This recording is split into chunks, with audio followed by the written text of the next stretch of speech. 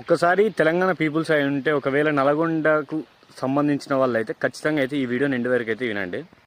Nalgonda docs admin, నువ్వు మా చెరువుగట్టు పైన వీడియోస్ ఆపకపోతే మేమే నీ పైన కేసు ఖచ్చితంగా పెడతా.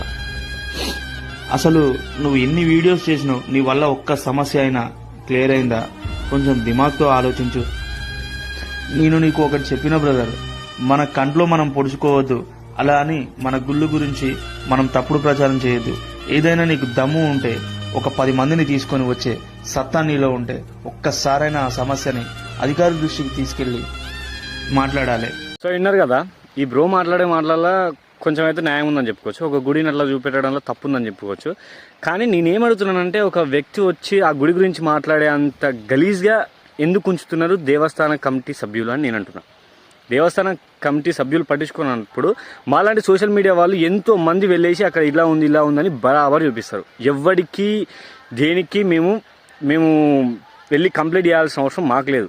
మా కర్తవ్యం ఏంటంటే జస్ట్ సోషల్ మీడియాలో ఇలాంటి పద్ధతులు జరుగుతున్నాయి, ఇలాంటి మార్చుకోవాలని జస్ట్ సిద్ధాంతం గురించి మేము వీడియోస్ చేస్తాం. దాంట్లో ఆ బ్రదర్ చేసింది మాత్రం ఎలాంటి తప్పులేదు. ఆయన మీద కేసు పెట్టి ఇంకా గలీజ్గా స్ప్రెడ్ చేయడం జరుగుతుంది. ఇది ఎట్లా అవుతుందో ఏందో అర్థం కావట్లేదు.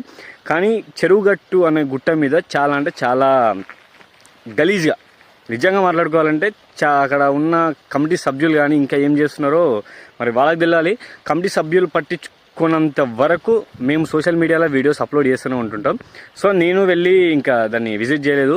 సో విజిట్ చేసి మరీ వీడియోస్ ఖచ్చితంగా అప్లోడ్ చేస్తాను నేను మనస్ఫూర్తిగా కోరుకుంటున్నాం. సో ఈ వీడియోని తెలంగాణ ఇంకా పెద్ద మనుషులు ఉంటారు కదా, వాళ్ళకి షేర్ కొట్టండి. చెరువుగట్టు అన్నది ఒక గొప్ప దేవస్థానం అని చాలా మంది నమ్ముతారు.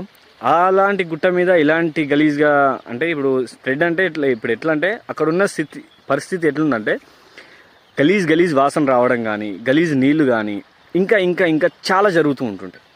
సో ఒకసారి వెళ్ళి పరామర్శించి పట్టించుకుంటే చాలా అంటే చాలా బాగుంటుందని మా ఒపీనియన్ కూడా. సో నెక్స్ట్ వీడియోలో కలుసుకుందాం.